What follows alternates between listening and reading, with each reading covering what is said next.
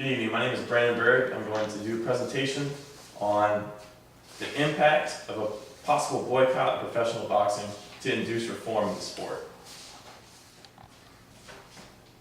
According to a study published by the Department of Neurosurgery, there were 339 mortalities between 1950 and 2007 in professional boxing alone.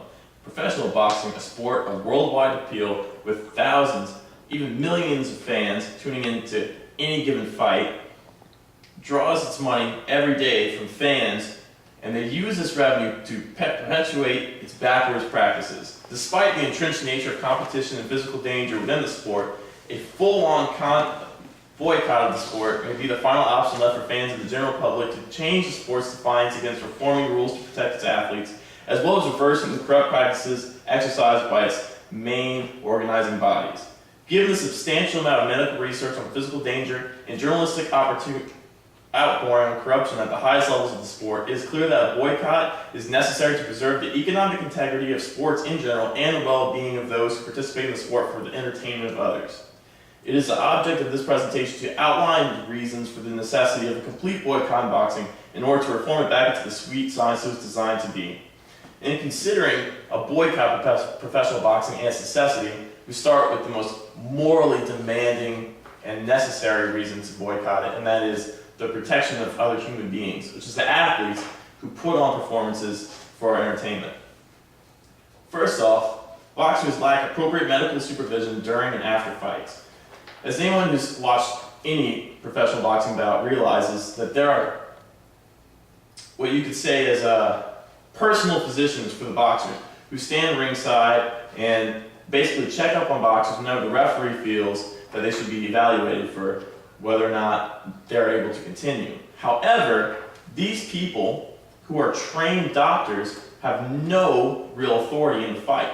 They cannot stop the fight themselves unless they're called to do so for an evaluation, and even the recommendations can be ignored by referees. Also, boxers are put through intense training that is just as harmful as the fights themselves.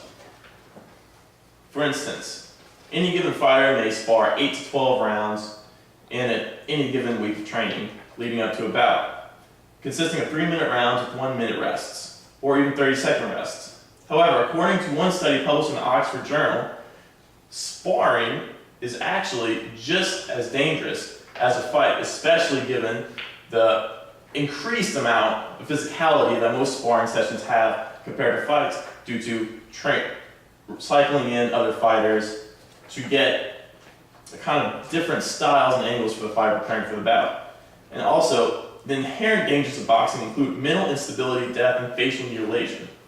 For instance, the cost of treating head injuries from 2007-2012 has skyrocketed, and due to mismatches, head injuries in boxing have resulted in consciousness, comas, death, delayed onset concussions, and multiple sustainable injuries back to back, manifesting symptoms together. In fact, boxing has been linked to outright changes in personality, according to one study found in the Psychology Press, focusing on retired boxers' shifts in personality. With the concrete physical threats of professional athletes in boxing, we now look at the non-physical threats, corruption. Corruption exists at the highest levels of the sport, and it is no secret. Anyone who's paid attention to the fights of the 20s, 30s, and 40s has seen this. In fact, the federal government has discovered that boxing is corrupt and is set to appoint the United States Attorney General to monitor the International Boxing Federation. Also, boxers feel exploited, and according to a New York Times article titled "Corruption is the #1 contender," slamming major boxing organizations. And it said that the major organizations have been used as a tool for manipulating fighters. Also, boxers have often pulled into the corrupt underworld of sport for simply participating.